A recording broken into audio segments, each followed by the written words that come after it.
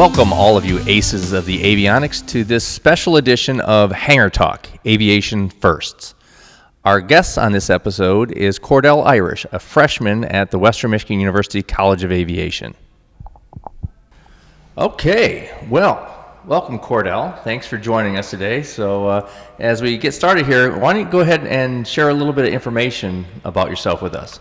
Well, my name's Kordell Irish. I'm a freshman in aviation flight science. I'm from Marshall, Michigan, and I'm in flight science right now. I don't have a flight slot, but I'm going for a spring one. I don't have any flight training previously, but I have been in a glider before, which is pretty cool, which is pretty unique from what I've talked to other people about. And then I like to mountain bike, I like to ski, I like baking bread, sourdough bread, which I started I think our starter is 5 years old now. Wow, that's interesting. So,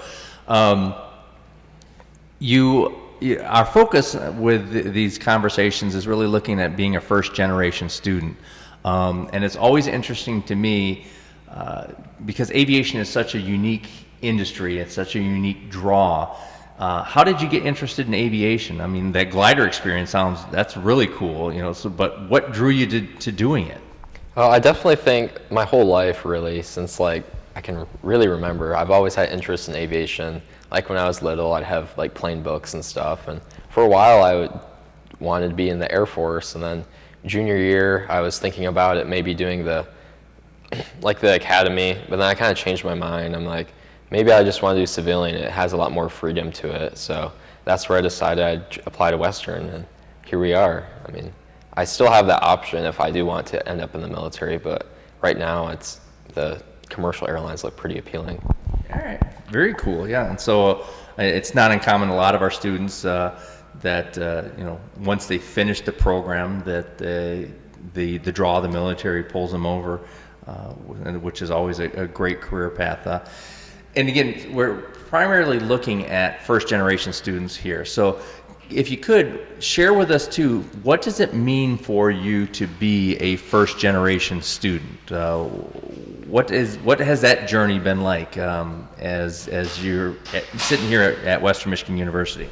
I mean, I definitely think it's been different from some of my peers, because a lot of my friends in high school, their parents have been to college, or even some of their siblings have been to college, so they knew all the ins and outs, and they're talking about how for their RA or something. I'm like, I don't know what an RA even is, and let alone with all this other stuff they're talking about. And I really feel like if you don't know, you don't know, which sounds kind of yeah, of course, but I mean, you don't really know if you've never been exposed to it. I mean, with none of my family ever going to college, it's not anything that's brought up. I'm like, I need to know about that. So it's really been a huge deep dive for me personally.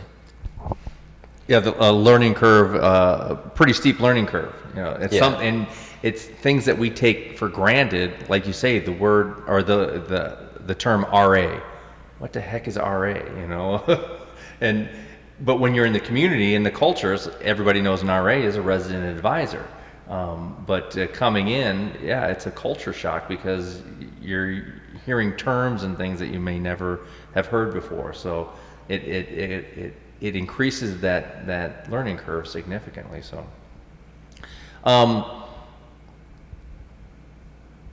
let's put you in Marty McFly's, actually Professor or Dr. Brown's DeLorean. Do you know that reference? Yeah. All right. I sweet. do. Let's put you in Dr. Brown's DeLorean, and you can go back to and meet yourself when you're younger. What's a piece of advice that you wish you could give your younger self as far as being a first generation student? I definitely think my junior self, I'd tell him to look more into specific classes and stuff that the college majors require, because as I've been into it, I've realized, oh man, I could have taken this in high school and that could have helped me, or I could have done this and that would have put me further ahead.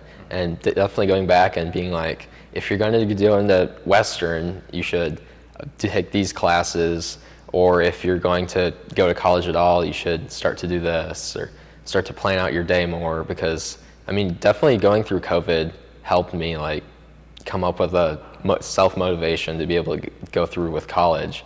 I don't think that without that, really, it would have been a lot more of a shock. like doing online work by yourself all day is just like college, really.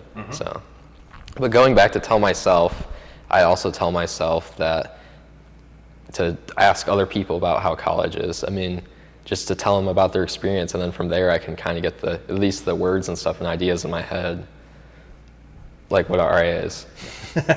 Great advice. I mean, definitely,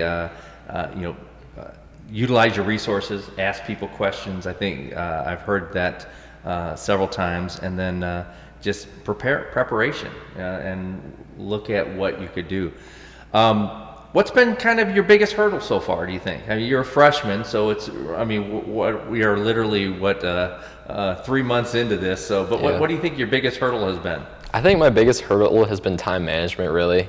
I mean, like I said, I'm prepared for it. I still get all my schoolwork done, but really I feel like there's a lot of time I'm just like sitting in my dorm or I'm studying, but I'm not really using my time as effectively as I could. And I definitely feel like the second semester, that schedule I've planned out is a lot better than the first semester where I didn't really know anything about what to expect from college. And I scheduled a 6:30 p.m. class. And then going into college is like, I wish I'd had someone to tell me, oh, you probably shouldn't take a 6:30 because that's when a lot of clubs meet. So my biggest hurdle has been like figuring out, oh, I should manage this time or schedule this, or just in general planning out my day so that I can use my time better. All right, that's great advice there too. So then on the flip side, yes, life has some hurdles and struggles. Let's talk about success. What do you think you're in the 3 months that you've been here? What's been your biggest success? Something that you've been proud of, really, very, very proud of so far? I definitely think the thing I'm most proud of is my academics. I don't have any late assignments. I've done really well on all my tests and quizzes through studying all the time outside of class even. Like putting in the work to at least look at the material every couple days, even if I have a class once a week, to look at least 2 more times a week has definitely helped me be able to attain the higher grades that I want. Because I mean, some of the tests and quizzes are online, and of course people are going to cheat, but like, I mean, they tell us to use our notes, and even then, some people don't do as well. So I have all A's right now, which is definitely something I'm very proud of. Excellent. That's fantastic. So basically, don't get behind. Keep ahead of the game. So, well, Kordell, thank you very, very much for coming in and talking with us and sharing some of your tidbits of success and your story. Well, thank you, Tom. As usual, I'd like to thank all of you for joining us. And I'd also a special shout out to Kordell for coming in and sharing his story. Till next time, from all of us here in Battle Creek, take care of yourself and each other.